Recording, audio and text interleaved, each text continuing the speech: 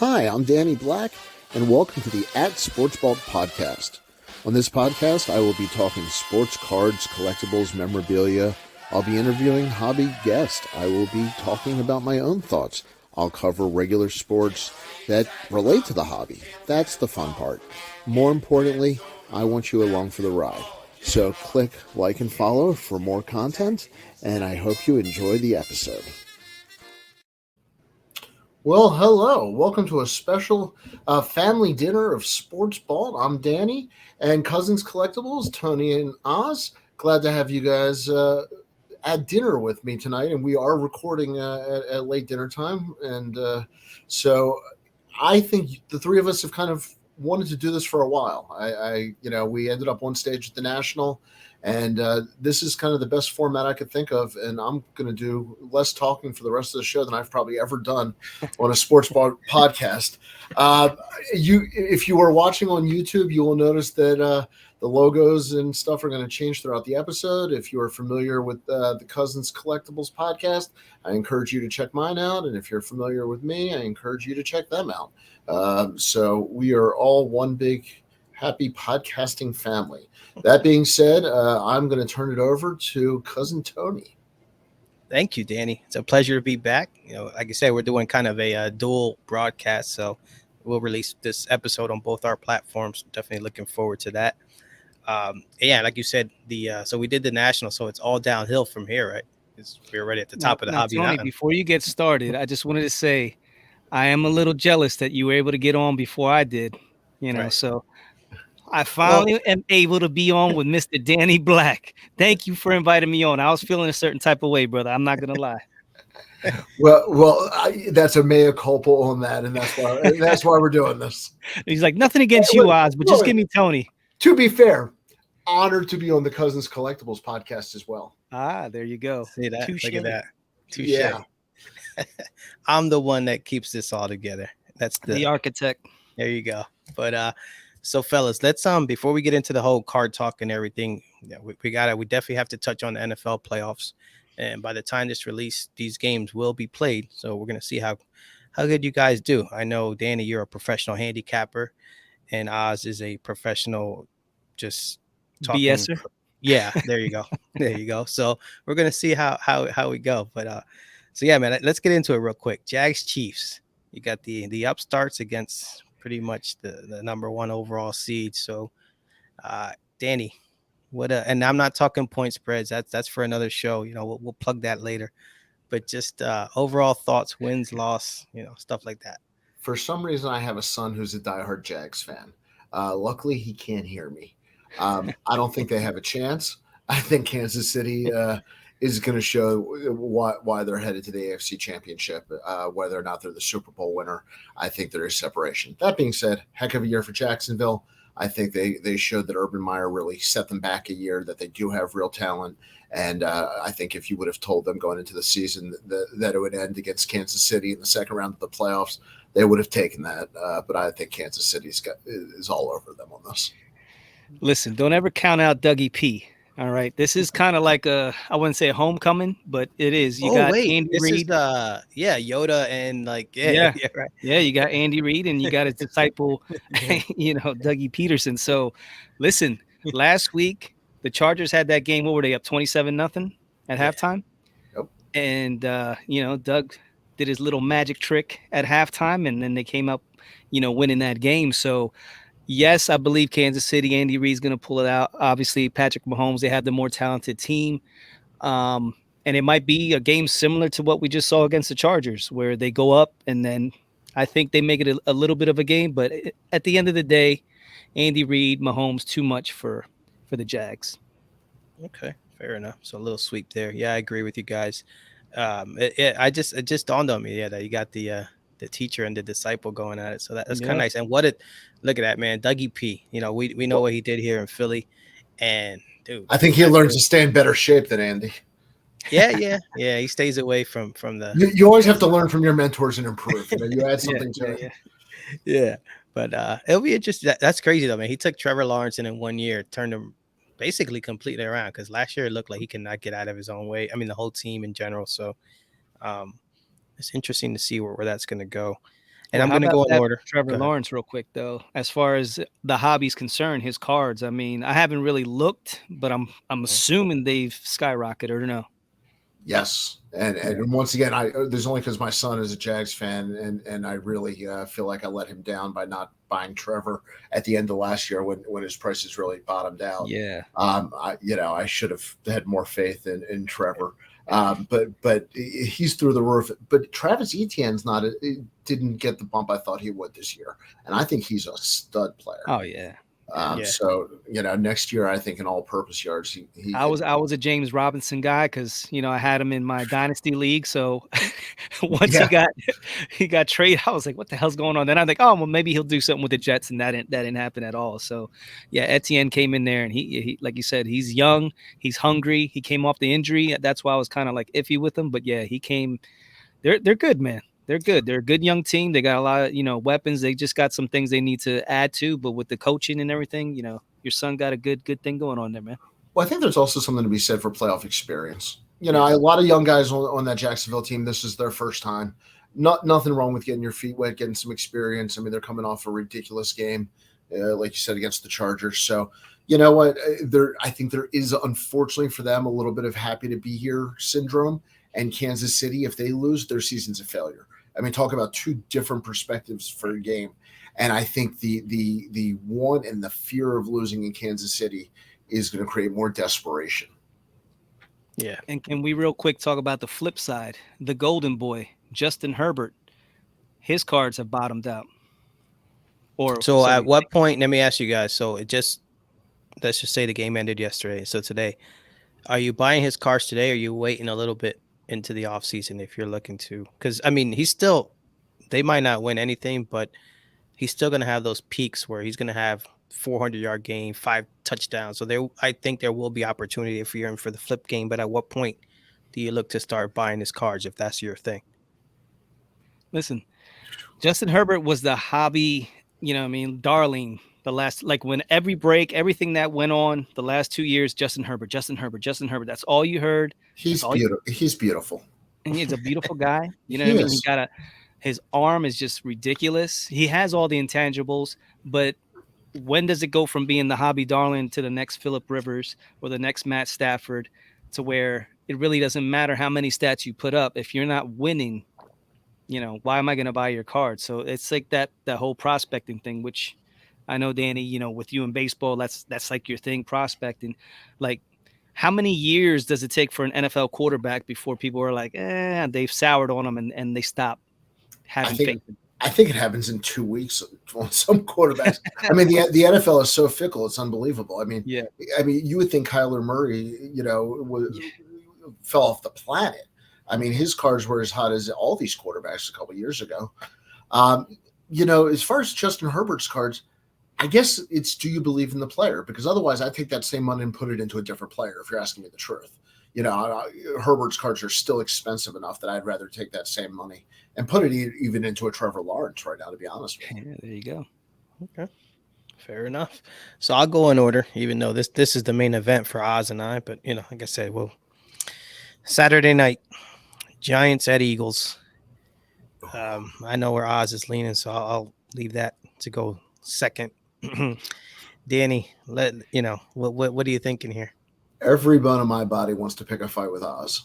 However, my reputation, my acumen, my intelligence, my years of experience, the Giants don't have a chance.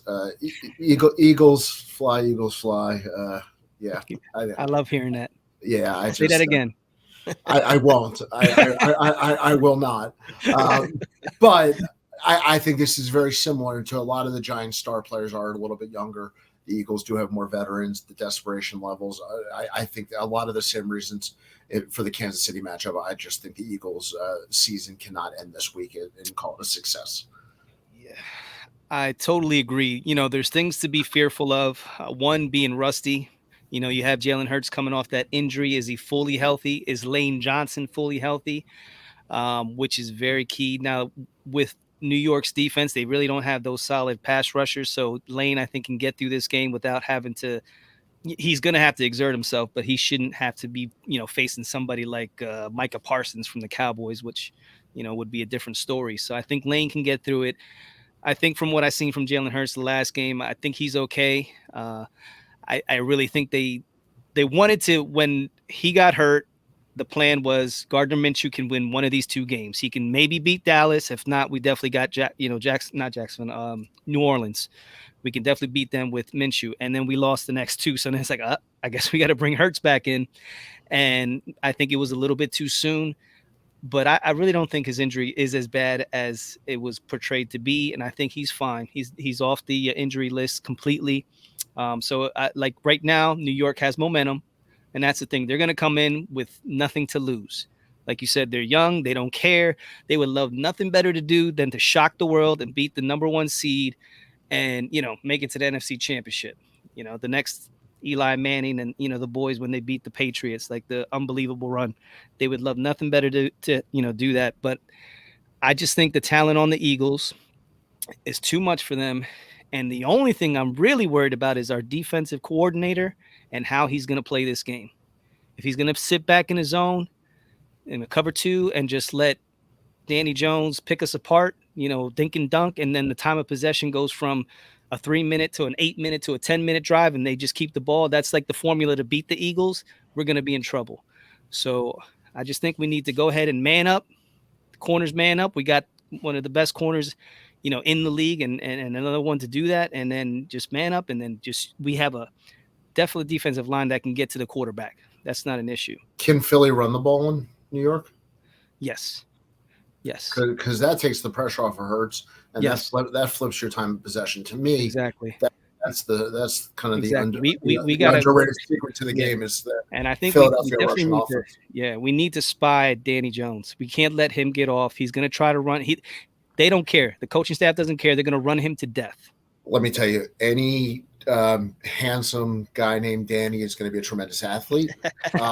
You have to respect the speed. I am told I'm built for speed.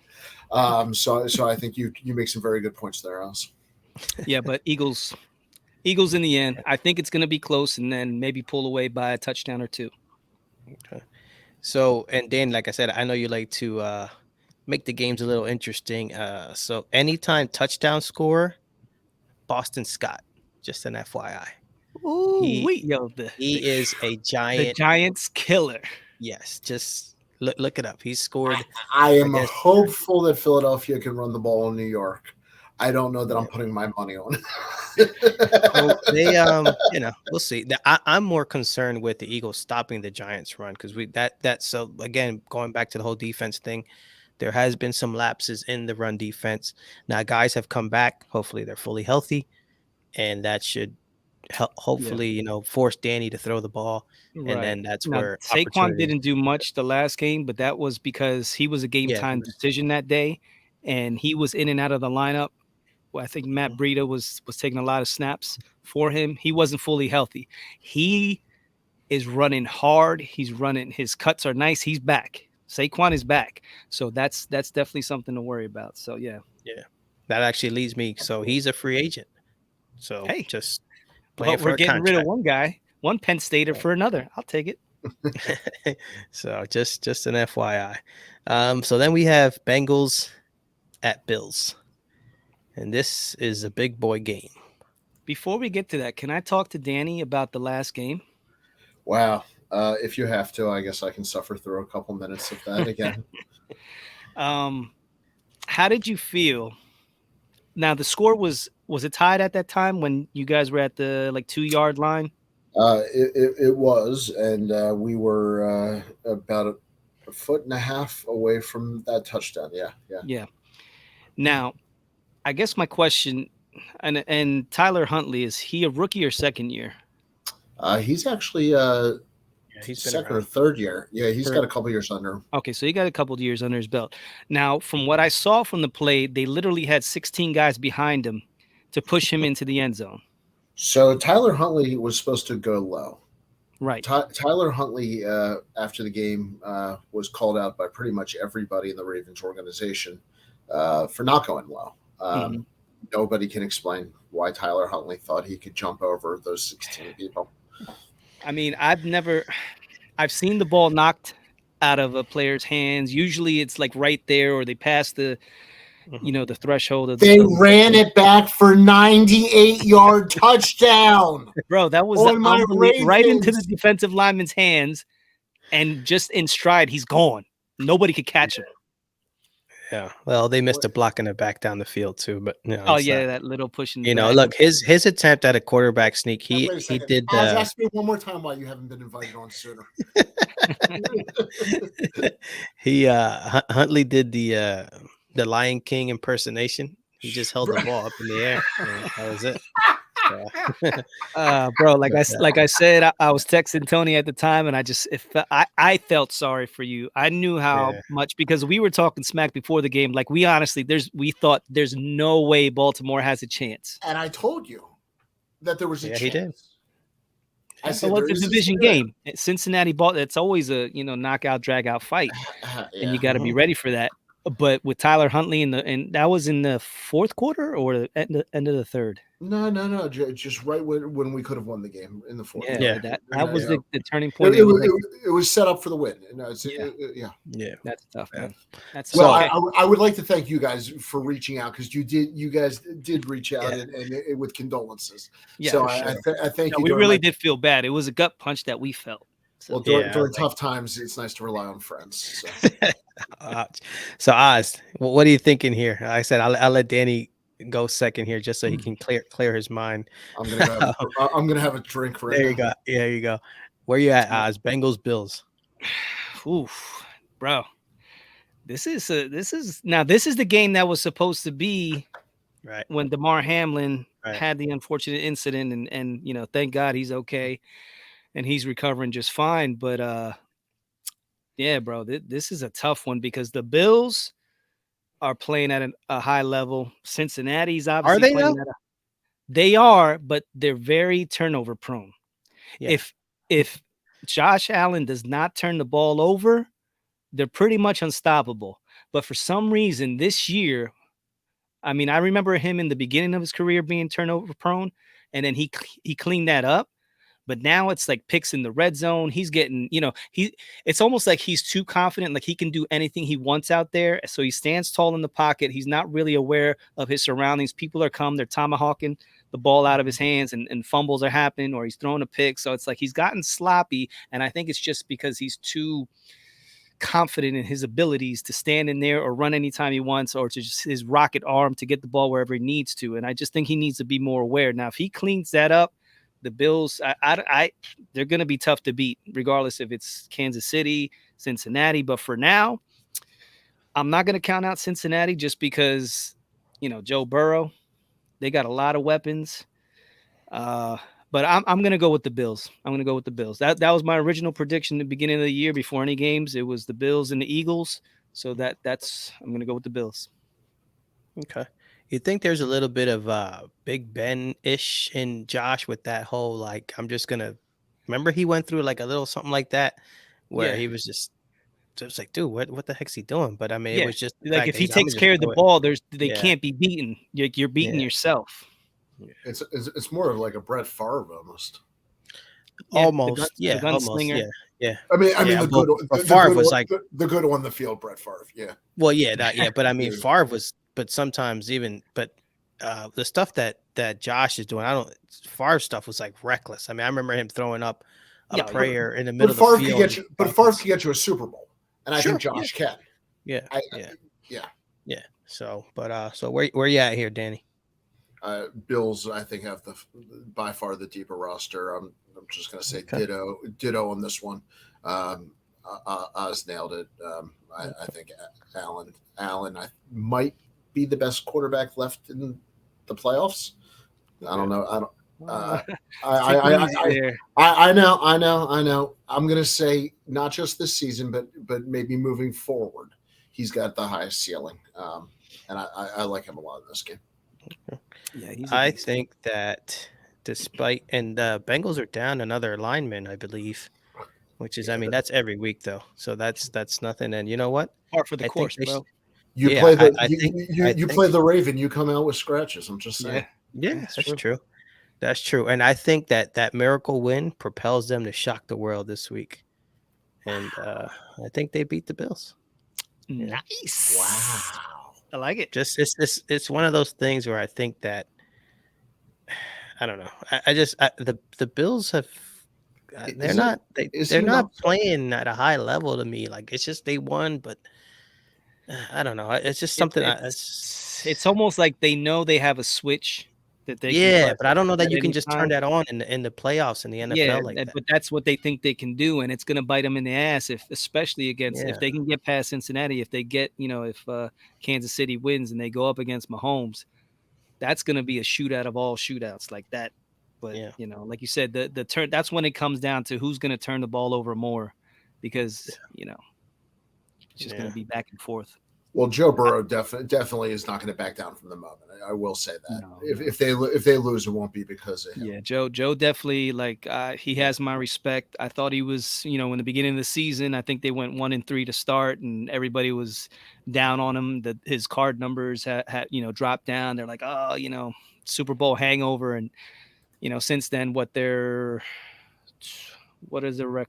Was it I don't 13-4 know, but they've or been 12? they've won a bunch of games there in a row. Yeah, yeah. But So so to bring it back to the Cards, that game, that Bengals Bills game, how many people you think have auctions ending Hmm. at halftime and at the end of the game? I'm not halftime even would be joking. Well, like, let me ask you another question. Do you think Josh Allen's cards have gone up or down this year? Because of Good all the hype, question. Yeah. do you really? Without Can you even, looking, I'd guess they'd probably be actually, yeah, they got to be down because everybody else is down. So I'd say they'd have to be down because I don't think he's done. To me, he hasn't done anything to make them go isn't through the that roof. unbelievable? We're talking about him Right? being one of the best quarterbacks, Yeah. in the league, and he couldn't live up to the hype to keep his cards up. Nobody can. Those numbers were just that's not true. Jalen Hurts. yeah, but he had no hype last year, so it's that's not yeah. Yeah, So let's go to the last one here. What's that look for, Dan? it's a Let's lot of go to the Jalen last Hurts. one here. Yeah, Yeah, no, where's that timer thing? I'm shutting you guys off. Oz, talk to me. Cowboys and Niners. Damn. Now that's one of those things. What do I want, as opposed to what's going to happen? Yeah. Well, I know what you want, but tell me what's going to happen.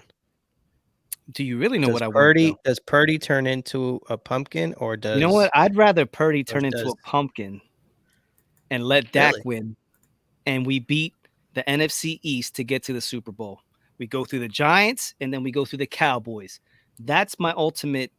What I would like for us to go and then beat the Bills. All right. And hoist another Lombardi trophy. But before that, I digress. So basically, damn, that's a good matchup, dude. But honestly, I'm so sick and tired. Now the Cowboys get the hype, but God damn it, if the Niners don't get even more hype. And they got the next coming of Lamar Jackson / Tom Brady / Steve Young / name any super duper quarterback that's ever played in the history of the NFL in Brock Purdy. Where literally he throws a 5-yard pass, and because of the skill players that they have, turn into 88-yard touchdowns. It's a slant, and I'm not saying Brock's not great. He's come in. I think he's won 6 in a row as a rookie, which is unbelievable. But if you look at the people that they've played, the competition hasn't been really up to par. So this is like their first real test. Dallas is coming off that big win off of Tampa Bay. They got their chest pumping out. And the game's in San Fran, correct? Yes. So they have the home field advantage. Yeah, I'm going with San Fran. Just because of the defense. I think their defense is going to cause Dak to turn into a pumpkin. Okay. Fair enough. Mr. Danny Black. I wouldn't use terms like pumpkin. I'm a gentleman, and that was some vicious language there. I think it was Oz, and I think it was like 5 minutes ago when he said, "Thank goodness Lane Johnson doesn't have to face Micah Parsons." Mm-hmm. Yeah. Well, Brock Purdy does. And I first of all, I love Brock Purdy, and I think shy of Micah Parsons, I love that offense this week. Yeah. the Micah Parsons factor, he's one of those few defensive players in my lifetime that I actually factor into a game plan as an individual player. Yeah, so I know the spread isn't huge. I mean, I think this is a tight game, no matter what, which means it'll probably be a blowout. But I do believe that San Francisco, the entire roster is deeper. I think the home game will be an advantage, even though Dallas fans travel well. I think the Niners fans will show. And I just, you talk about, CMC and Debo, and I mean, just it doesn't stop. Even Kyle There's a lot going Juszczyk. on there. I mean, you got Kyle Juszczyk. You got Kittle. Right. I mean, he's at least a top 5 tight end. Yeah. Right. So yeah. Okay. And Ayuk. Don't forget about Ayuk. Oh yeah. And but the thing with all that is, dude, their coach, he usually comes up with a pretty good game plan. So, Shanahan kind of knows what he's doing. And at some point, the Cowboys will turn into the Cowboys we all know and love. So, and I think that happens this Sunday. The big pumpkin and Big D. So we're just going to take the Niners in a sweep. These nuts. Move it on. So, but with that said, Oz, I'll give you the reins. Let's keep it moving. All right, man. So we are all content creators. All right. We have our own shows. We're on multiple shows, from anywhere from Hobby Hotline to the Menches to Cousins Collectibles to the Faction, etc. You name it, we're on it. The Wolf Pack. Now, as far as when it comes to content creation, there's people out there that I think they do content more so for themselves. I'm not saying like they're being selfish, but it's almost, they like it for the spotlight on themselves, as opposed to there's other content creators that are really looking at the hobby and looking at ways to go ahead and give back to the hobby and have information to be better, be a better collector and things like that. So there's a fine line between being a content creator and being selfish and just wanting the spotlight, as opposed to, being out there for the hobby. Like, where do you guys fall on that? We'll go with you, Danny. Like, content for yourself or content for the hobby? Well, I think we'd be lying if we didn't say we want people to hear us. None of us want to actually feel like we're speaking into a vacuum and nobody's ever listening. So, part of you instinctually, says, are they going to like it? Are they, and that I think is a healthy respect to your audience, that you want to make sure you're putting something out there that it's not about the spotlight being on me, but I do want to pick something that I enjoy, and I want to be validated by that audience to a certain degree. That being said, I do multiple shows, so I can do different things. On my own show, we can pick a crazy night like tonight and do a mashup, or I can interview somebody who I've don't know a lot about, and if I find it interesting, I hope somebody else does, and that's what I try to do. But I got to be honest with you, I mean, there are people I've looked at where I've said, I just don't know if this is going to be an entertaining type of interview, and you just don't want to put on a bad product. Is that why you left me out the first time? Yeah. Oh, we're not letting this go. Just keep it moving. I don't want to answer that question. No. We'll get into that later. Well, wow, you really came back to that. I'm proud of you. I've never felt more like family. I think we're over. See, you get it. You get it, Danny. You get it. Oh yeah. Us ethnic people, we all get the jokes. So to me, it is a fine line. When I'm doing my own show, I can goof off a little bit more. I can have whatever guest I want. When I'm doing Hobby Think Tank, it's going to be a little bit more thought-provoking, on a certain subject. We all do a Hobby Hotline that's more of a live, interactive with the audience. So all these things, and Card Mentions with John Newman is a totally separate beast. And I'm doing with one of my good hobby friends. So I need to scratch all those different things for me to feel whole. I have yet to find one show that allows me to do that. But generally I would like to do something that I find entertaining for the audience. But if I don't enjoy it, and if I'm not doing it, because I purely believe it's interesting, then I have a hard time faking it. Yeah. That's I always say that with Oz with the faking it. It's like if it's tough, like it's gonna come through it. Whether there's some people that we've looked at and I'm like, yeah, man, I don't know. I'm gonna have a hard time faking it. I know I am because like if I don't enjoy whatever they're putting out, whatever it is or whatever they got going on, how am I gonna interview them about it? Maybe that's just something that I, as a content creator, have to grow in. But I just know I'm gonna have a tough time faking it because I'm like, I don't even care what this person has to say. So let's just get this over with. So that's definitely going to shine through. But to like when you said about people creating content and if it's just for themselves or something, I mean, there's I don't know if there's anything wrong with that. I should say like because some people do it and it might be entertaining. Like there's some guys that do funny stuff, and if it's just about whatever they're doing, say they're blogging or vlogging about what they do in the hobby and stuff, and it could be just for them, but there might still be some entertainment factor to that. I just know that when we do our show, we kind of we sit down and we look at, all right, what do we want to have on the show? What are we trying to portray? What kind of message you want to get out of there? And yeah, for sure, we want to. Hopefully, people like it because that's Yeah. what those freaking numbers are for. I wish they weren't there because I would stop looking at them. So, Unfortunately, Tony, you can't. You know what I mean. That's part of the whole game. yeah. But yeah, like what we want to do.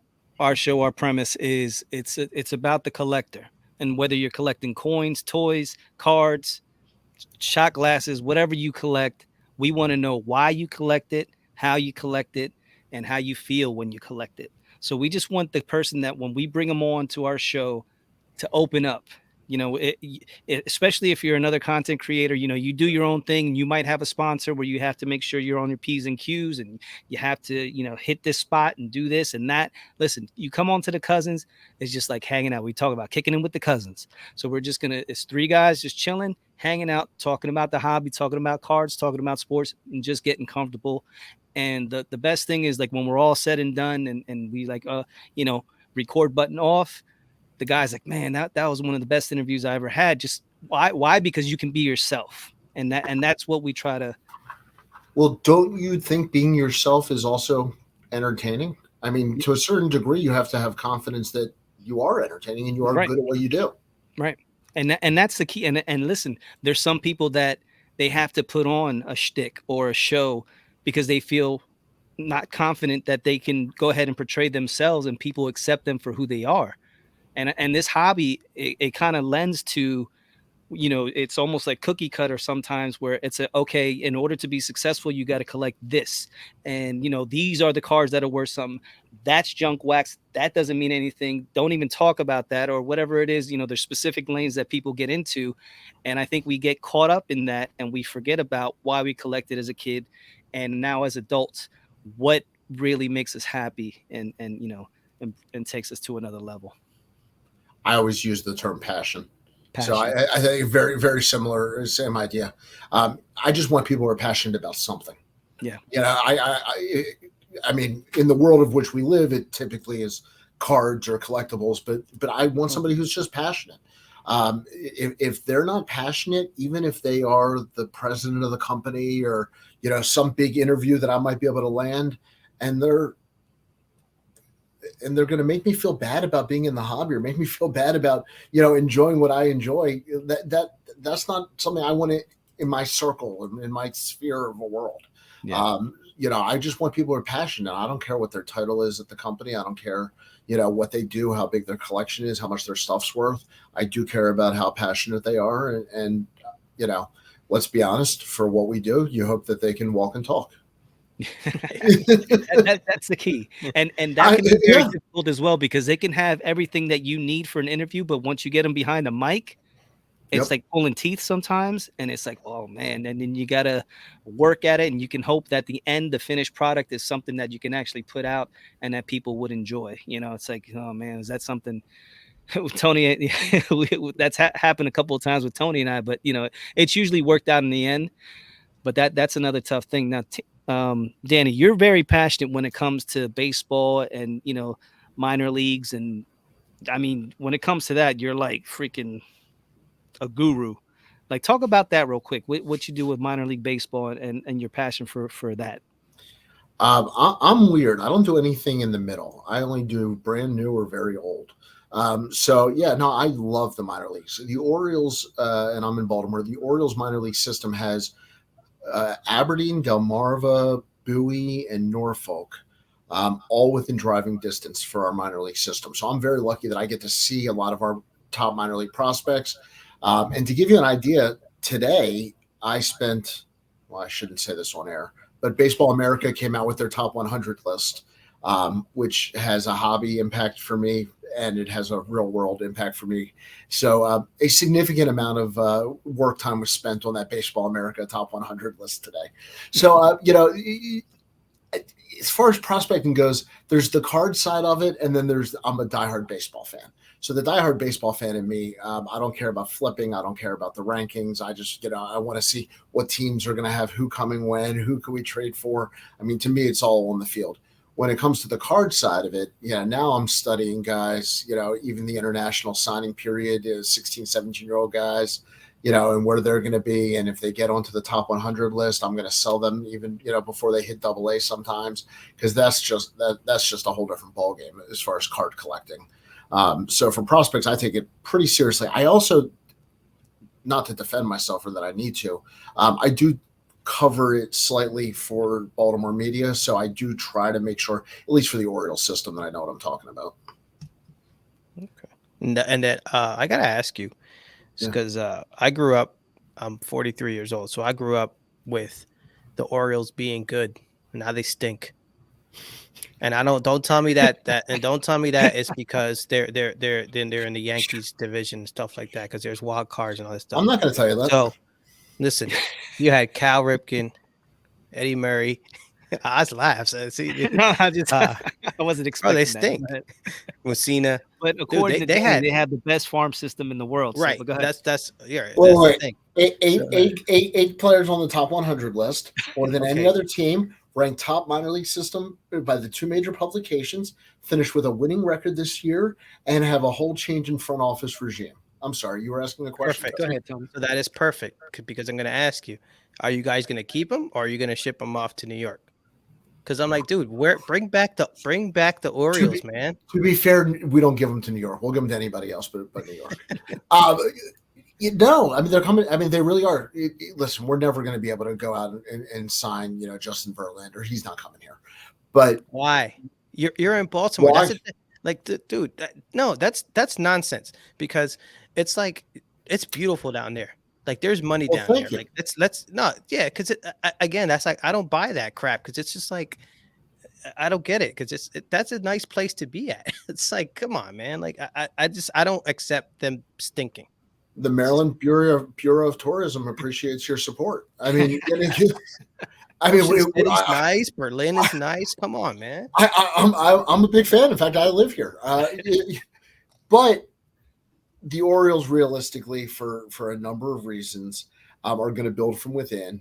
Our international signing department and development has been totally retooled to where we're one of the leaders now in analytics and growth and development, and we're knocking on the door. So, it's not going to happen overnight. I mean, the 76ers last won a championship. What year was it? 83. No, and I'm not saying it. But I'm saying seriously. Let's get it back to where it was. Yeah. You have periods where you've been playoff competitive, and then you go back down, and we were playoff competitive in with Ripken, in 96 and 97. We were playoff competitive under Buck Showalter. So we've had these peaks and valleys. It's just, listen, people are used to the Orioles being great. People respect the organization. They are obviously, one of the top organizations in baseball in the East Coast, really. So, I understand where you're coming from. You keep the Sixers out of your mouth, brother. That's just I was wondering. I'm doing the math, and faux. I don't know. Is it like one faux for every 10 years? How does that work? Hey, listen. It's gonna happen this year. We got this. Don't worry. Don't bring on a guest who knows his stuff and expect silence. Come on. Absolutely. See, so, but yeah, so that's where my psyche is, and which leads into that's the segue, Danny. I'm learning how to do all that. So let me kick it to you, and you want to talk about PCs and stuff like that. That professional transition there. Yeah. Yeah. I'd also like to mention that Moses Malone committed to the University of Maryland and should have gone there before he went pro. Separate conversation. So the psyche of the PC, the three of us were talking about, and we all collect different things, and I think the audience should know that if they're not familiar with any of us. Why do we collect what we collect? Why do we keep what we keep? And why do we sell what we sell? The short answer for me is sometimes when I do business, I have to buy and sell for the business, and those are the easy ones. But then you guys were asking me about my personal collection, and I don't talk about it a lot. I have a very weird relationship with my PC. I had my entire collection stolen in the mid 90s when I was a dealer. I was actually driving back from a show in Ocean City, Maryland, and stopped to get gas at the station, and hopped out of my car to go give the guy $20, and somebody was hiding in the bushes, jumped in my car, and drove it away. Wow. My entire show inventory was in the car.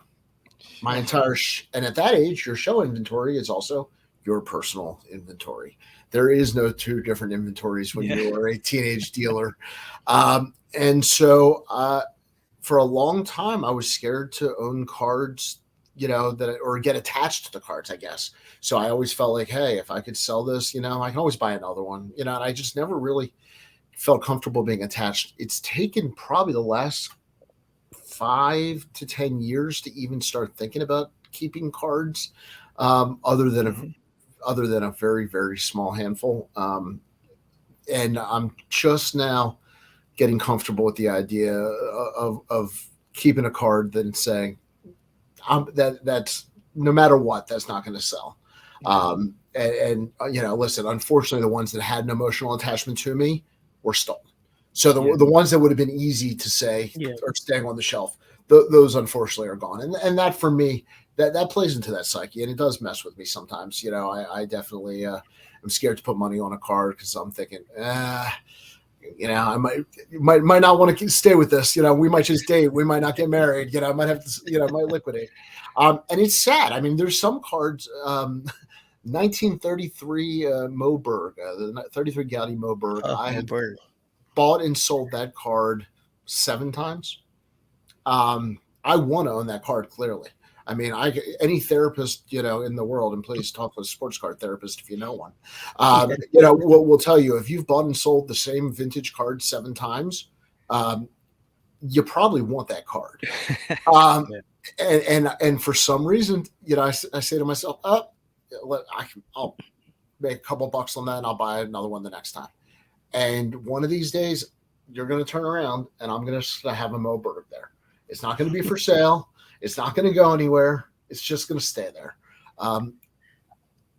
Short of being, the winner of the $1 billion lottery, it's going to take a little while to build back up that personal collection. Do you think you'd be a candidate for vaulting? Oh, good question. Keep it away from you. Yeah. So to be completely honest, there are times I use vaulting personally and professionally for my PC now. No, you want that in your possession. I literally just sit and go through boxes of cardboard for the smell of it. I'm an old fashioned dork. I still sit on the floor. And I am way too old and way too out of shape to be doing that. And I spend hours on the floor going through cardboard. I love it too much. I don't think for those cards that we're talking about, I mean, if I had to, I would safety deposit box where I could still get my hands on them. But I want to keep them. Listen, I have a similar story, but it wasn't theft. What happened to me, I had my collection, went off to college, and I had it in the basement at my mom and dad's home. And they were doing some remodeling of the basement. My dad and the gentleman found a pipe that they had no idea what the pipe was for. It was just sticking out the wall. It was an older home. Mm-hmm. So my dad was like, well, what do you think the pipe is for? The guy was like, I don't know. Maybe we should try to open it. So it was sealed. The guy pops it open. They flood the entire basement. Oh. All my toys, all my cards, everything gets ruined. So my mom and dad have the brilliant idea. Let's just put it outside and let it dry and hopefully everything. So they put it in the driveway in the summer under a tarp while I'm away at college for months. I come back and I'm like, hey, where's my stuff? And they're like, "Oh, it's outside." Huh? It's outside under the thing right there. Go look. Everything's under there. And I'm like, "Well, what the hell's it doing under there?" They're like, "Oh, we had an accident, but everything's fine. It should be good. It should be dry by now." I'm like, "It should be dry?" I was like, "Oh, no, no, no, no." So I go Yeah, outside. this is not a T-shirt.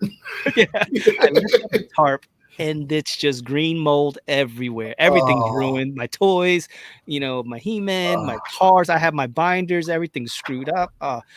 I feel bad thinking about it when I think about it because I cursed my parents out like I've never cursed anyone out in my life, and I to this day I bless I apologize. My dad has since passed away. But yeah, it took me a while to like right now, all my stuff is in my basement. So my biggest fear is that happening, another flood, and Listen, But you ever see the you don't have the separation anxiety. You seem to be okay with it. yeah. I mean, I don't want to be out of this basement. I like when I'm working, I he's want to be here. compensating. I was Like gonna say, anytime there's a Tony storm, sounds if like there's you a just storm, don't dude, I am flipping out. I'm calling my wife. I'm calling my daughter. Can you go downstairs and just check, please? Make sure because there was a leak that I had to seal up, and we had, the basement had flooded one time before. So it's like, dude, it's like a running thing in my head where I'm thinking my collection. I need to get this out of here because something's gonna happen. All right. So Listen, Tony, I was I was picturing. gonna say, the You two ever of us are see? neurotic. Yeah. Yeah, no, I was picturing. You ever seen the episode of Three Stooges where they keep putting the pipes and the water keeps coming out the other side? I just picturing like Bro, that when was that my thing dad and busted. this Yeah, dude. Yeah, it was crazy. That's all right. Thank God it was under the tarp. yeah. I Yeah, can tell you. Yeah, in the summer. for Right. sure. I tell you, mine is the psyche. Like I've become purposeful if with what I'm getting now. Like I used to be so when I first started, it was like very scatterbrained with the PC.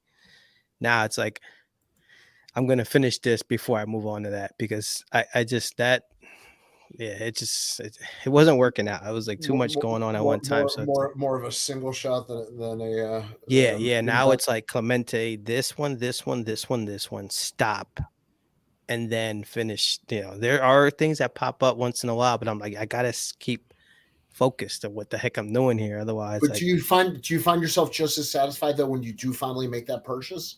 Like it was worth it? Like yeah, there was more of a yeah, build up? yeah. No, I do because yeah, it's 'cause I think how do I say like so okay, you always have that thrill of the chase, right? Yeah. But now I think since I'm like a lot more focused than I was before, it's actually more satisfying because before I think when I would pick something up, I was so worried about getting to the next thing that I didn't even enjoy what I just picked up. It was very quick, like, oh, look what I got, boom, and I put it, and then now I was like, oh, I got this. Now, okay, now let me just enjoy it. Now I know that the next, check that off the list, and then the next one's here. But I definitely enjoy my buys a lot more now than when I first started. And So Tony, a lot of the things that you were buying early on, you were looking to flip. So it was like Yeah, you were looking at it through the lens of who would like this and how much profit can I get on it, as opposed to, damn, I like this player. I love yeah, this card for my PC. So you were in that little rat race of trying yeah. to, And you know, that's actually now. So now most of my stuff that I have is stuff that I really really like. So I have a hard time. Like if I would have a hard time setting up at a show, but I yeah. know and I see other people how they collect, and they say, hey, listen, let's just say I have 10 Clementes, and out of those 10, maybe I don't like these two as much as the other eight. So I maybe sell those two to then upgrade somewhere else. Like I haven't gotten to that yet, but I need to start eventually having the hobby pay for the hobby instead of, I build up my piggy bank, I buy, I empty it out, and I just keep doing that. So I got to, at some point, let the hobby pay for the hobby, and we'll see. But that means I'm going to have to, give stuff up. And I remember Oz had to do that. And it was a bit traumatic, wasn't it? Yeah. I don't like selling. Everything I get, I I want to know I keep. have a, I'm a hoarder. I'm a hoarder. I'm proud to say that. I try to be as neat as possible, but I'm a hoarder, definitely. So I want to get into the psyche. So neither one of you sell or like to no. sell. So it's We've the done, opposite of what I just said. yeah. Yeah. So when we got into it, we were collecting things that we thought would be worth something 10 years, 15 years, 20 years down the line that we could go ahead and give to our, sons or our daughters when we pass away. So, we were trying to be strategic that way. And then all of a sudden the boom happens and it didn't matter what the hell you bought. It was worth a lot of money. So then Tony got that fever where it's like, oh yeah, yeah, yeah. And then he's like, bro, we got to do a show. And I'm like, nah, why do I want to do a show? And then he's like, no, we got to do it. We got to do it. This is good content and, it's an experience and it's pretty cool. And I'm like, for you, maybe, but this is my PC. I'm not, like I said, I'm a hoarder. Like every piece of cardboard that I bought from the first one to the last one meant the world to me. And it's like my little baby. So it's like, I'm not setting up at a show, bro. You crazy. I don't have nothing. Only thing that I would sell is my junk wax and nobody's going to buy that. I've had that for years.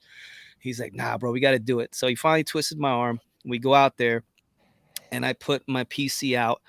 And dude, you want to talk about anxiety? Like I was just like so nervous. As soon as the show starts, it was the Fishtown card show. I have all of my Allen Iversons, my Barclays, my Dr. J's, my Fleers. And, oh, how much for that one? How much for that one? What if I buy your case out? And it was just like bang, bang, bang. And I'm like, so the money I was making money. And Tony was actually, I had to I forget what happened. I was busy and here's Tony with my other case and he's selling them out. He's like, bro, I sold like 5. I said, what? He's like, yeah, I sold like 5 of them already. I'm like, what would you sell? He's like, I don't know, but they're going. And I'm like, damn, what's going on? And dude, it was just like so hectic, so crazy. And at the end of the day, I had a pocket full of money. But when I went home, I was like, damn, my Joel Embiid and my Ben Simmons are gone. I had a Ben Simmons like out of 10, gold out of 10, which was, at the time, Ben was still playing for the Sixers. So I thought, oh, this is going to be the next dynasty. And now that kind of card is a joke. But regardless, I just felt like, man, every sale that I made, and I still regret to this day, like, damn, selling all that stuff. Because it's like, to me as a collector, now I got to go ahead and go get them again, So it's almost like a vicious cycle. But well, if I can buy Mo Berg 7 times, you can go buy one for that. Now, Mo Berg, is that the 007 guy? That is. The catcher was a spy. Yep. Yes. For anybody who doesn't know, Mo Berg served as a spy. He was a backup catcher in Major League Baseball. He did stuff for the U.S. government for many years. There's a book. There's a movie. Go enjoy. Greatest story ever. Nice. Yes. You guys, that's awesome, dude. That we're all the opposite. Yeah, absolutely. And he was Jewish. Well, there you go. That's a good segue. Yeah. That is a perfect segue. Wow. Now, guys have done this before. If those of you who are not familiar with Cousins Collectibles, Cousin Tony Ramos, Cousin Oz, Oscar Torres, we are Puerto Rican. It is what it is. That's what we are. We are proud of it. There's not many of us that are content creators in the hobby. So we were discussing earlier with Danny, when we go on a show, it's almost like they have to ask, how is it to be, Puerto Ricans in the hobby? Do you ever get any kind of negative feedback or do you feel awkward? Those questions where it's like, dude, we're just two guys collecting, we've born and raised in the United States of America. This is where we've lived our whole time. We can speak Spanish if we have to, but, we can speak English as well. It's just, that's how it works. And we love collecting cards just the same way you do. Nothing different. So that's like the obligatory question. We get it, but it's things that need to be addressed because, like I always tell Tony, no matter how much we like to put our head in the sand, it still exists. And it exists on different levels. So buddies of ours that are in the Wolfpack, Crosstown Cardboard. Do me a favor, give a shout out to what the Wolfpack is for my listeners. Sure. Yeah. So the Wolfpack, basically, Tony and I, we have Cousins Collectibles. Now, Rob, the sports card therapist, actually reached out to us, and he had a quote-unquote Wolfpack, a bunch of guys that he had been DMing back and forth every day, just talking hobby and having fun. And it was 3 or 4 gentlemen. And he reached out to us. He's like, hey, would you guys like to be part of the Wolfpack? We really love what you're doing. We enjoy your content. We think you're cool guys. And, we'd like you to come on board and just join the chat and see what, happens from there. And we were like, hell yeah, why not? And at the same time, Shane, the sports card nobody, who we do a show with, The Faction, was asked by Rob as well. So then he joined in at the same time. So you have Carmine's Cards, you have Craig, Shackner, New York City Sports Cards. You have Ken Cairns and what's that? Dave Sylvester. Yeah, Dave Sylvester, and then obviously Rob, the sports card therapist. So basically, the Wolfpack, we get together and we were just having fun, texting back and forth. Next thing you know, Rob's like, why don't we take this to the next level? Let's start creating content. Let's see if we can build a network. We're all content creators, and let's just try to do something for the hobby together that I think would be pretty cool. So we're now in the process of, doing something pretty special with these gentlemen, which I think is going to be pretty cool. Um, Now, the two gentlemen that I was speaking of crosstown is, Craig and Carmine.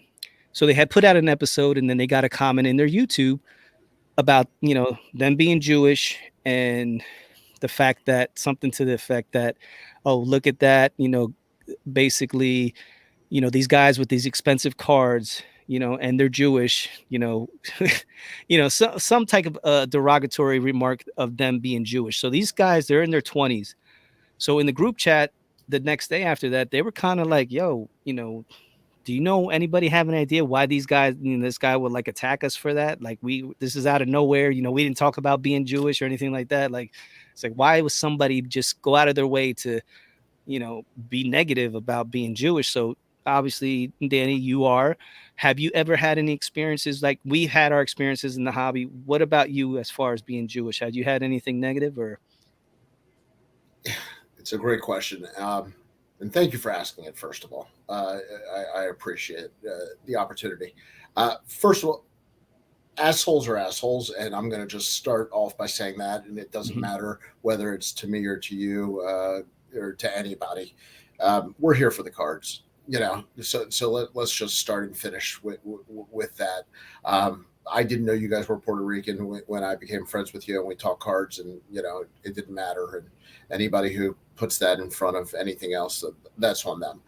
The hobby, I am, I guess, a little bit insulated, and the hobby does have a decent representation, a little bit more than the rest of the country. However, it's also represented by parts of the country who are not fans of minorities or Jews or other groups. Um, Famously, women in the hobby have been discouraged, if not flat out discriminated against. Uh, Homosexuals, minorities, all these groups have not had positive experiences in the hobby in most of my lifetime. Now, what I can say on a positive note is I've seen more change in the last 2 or 3 years than I think I've seen in the 20 before that. So I'm hopeful for the future. And for the people who go on the message boards, yes, I've heard stuff before, but I also co-host a show called Card Menches. Menches is a Yiddish word. I'm putting out there more or less to the public that I'm Jewish. So I have to a certain extent, understand that I'm making myself vulnerable to the people out there who are not going to like me if that information matters to them. But that's on them. That's their loss. I'm a really, really funny guy. I put on a really good show. If you don't want to listen or watch, because we disagree on something that's irrelevant to the topic, that really is your loss. And for everybody else, keep listening, keep watching, and you'll get all the good stuff. That's a great point. Though. If it just comes down to about the cards, you can forget it. Like, just it's about the cards. Like, the fact that he jumps on there and it felt like, what did he get out of that? That's just silly. Like, dude, like, just keep it moving, man. Like, what it is? It's lazy. Like, it's lazy. It's jealous and it's lazy. Yeah, I was gonna say jealousy plays a big factor in that. I think it's a different dynamic. And for real quick, jealous of what? If anybody were to look around my dining room and what's not on camera right now, okay, whatever trope they think that is true or they want to put in the comments, no, we can bust that myth right now. Yeah. Well, stereotypes, man. So Danny, but man, let me ask you guys real quick. What kind of experiences have you had in the hobby, or all like just normal? In the hobby. I mean, bro. I'm be honest. Like, I always tell Tony, we've been asked the question of how it is to be in this, but we been welcomed with open arms. Now I know others that have heard some things, and we've seen some things, that we're like, ooh, it hasn't happened to us, but it does exist. But as far as the experience with Tony and I, we feel like, like I said, we've been welcomed with open arms, and I have nothing bad to say about anybody in the hobby. I don't know, Tony, have you experienced No, anything? that's dude. I'm here because of like escaping all the craziness that goes on in the real world. I like it here. It's fun. Yeah. We meet people like you and others. So Now, yeah, like there's people that say we're full of shit. Now that's different from that's saying, fine. hey, these Right. guys, you know But what I mean? I'd be full of shit no matter what religion or race I was. Yeah. Yeah, that's yeah. But other But than yeah, that, what now? If they're not saying it to us, if they're saying it behind closed doors, so be it. That's life. That's gonna happen. But yeah, for us, All yeah, right. I'm fine with what the yeah. hobbies provided. Now I want to clear the air on something. How Mhm. often are you guys grouped together as a pair and thought of as a pair in the hobby and the content creation world? Um, Um, okay. not actually. You know what? We get split up more often than not. Like, Really, yeah, really purposely. content. Because it's like I think maybe that is why. But yeah, no. Like I mean, when we do obviously, and when we do hobby hotline, we get and it's fine because if if we were together all the time, it essentially be the same show. I mean, don't get me wrong. I love being on the air with him because like I mean, I've known him all my life, so it's this what we do on the air is not much different than what we do off the air. It's just maybe when I might talk about cars, there might be a few more choice words that are thrown in there, but it's this is nothing different. Like the busting of the like all that stuff. It's just that's regular. So yeah, I mean, again, I have a blast, and it's just it's again 1,000. Like we've had a great time. It's dude, we were at the freaking national on the stage. Who the heck are we? Like that's And you can't for be those more who don't welcome than know, that. these guys literally walked in the national and right up on the stage. I don't know if they hit a men's room, a water fountain, or what, but Well, we they got walk lost in for the building, 25 minutes. got right up on the stage, and then speak from the main stage of the national.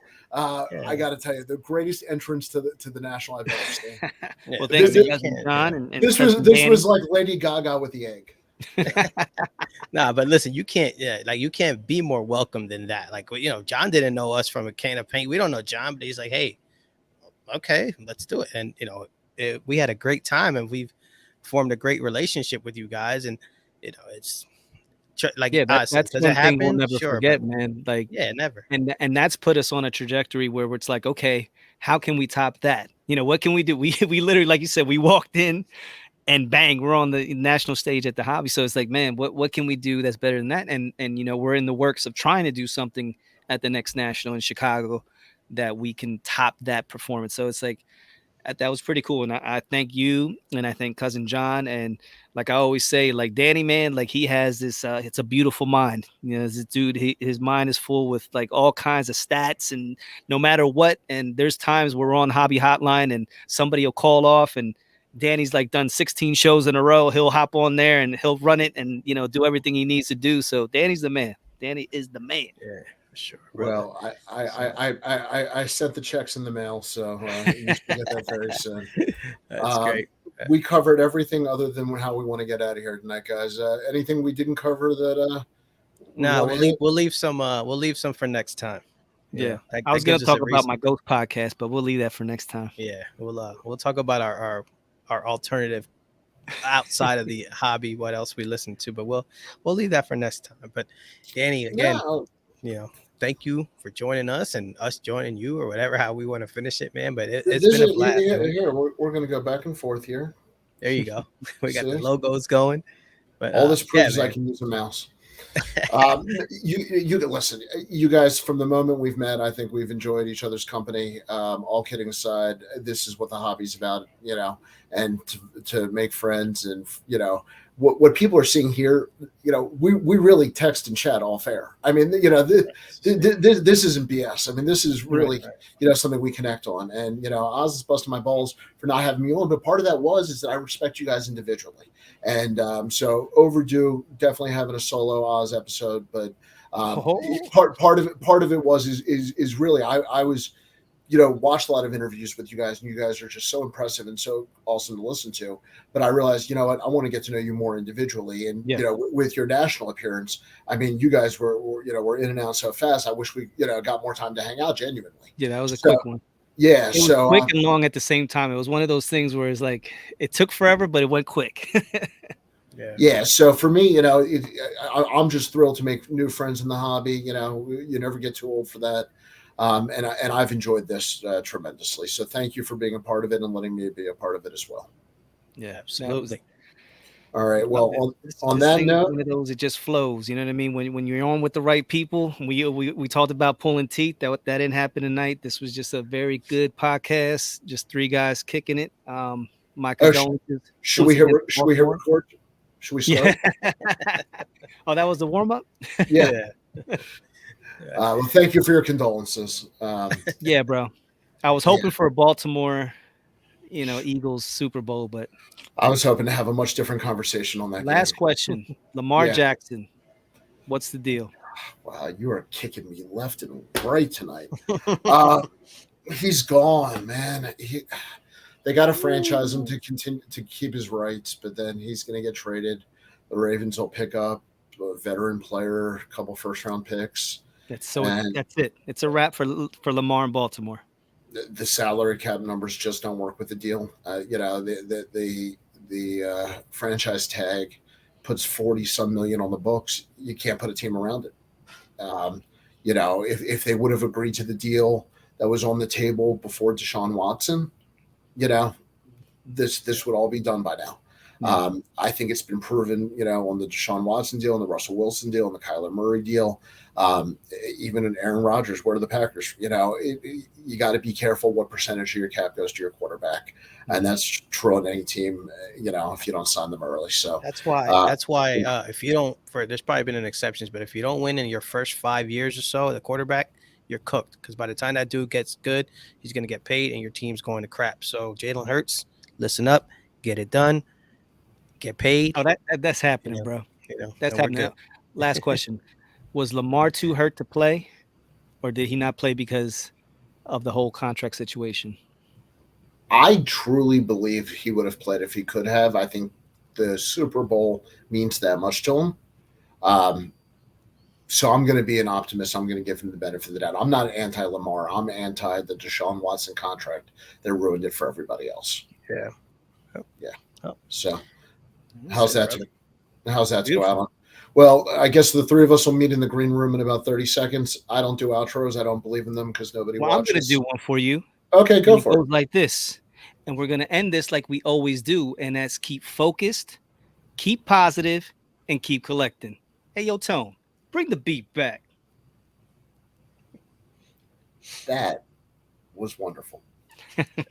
Guys, thank you. And I think we're releasing this all at the same time. So whatever platform you're listening on, if you don't know each other, please check each other out, and all good content. Guys, have a good one. Good night. Adios. See ya. Go Birds. All of them.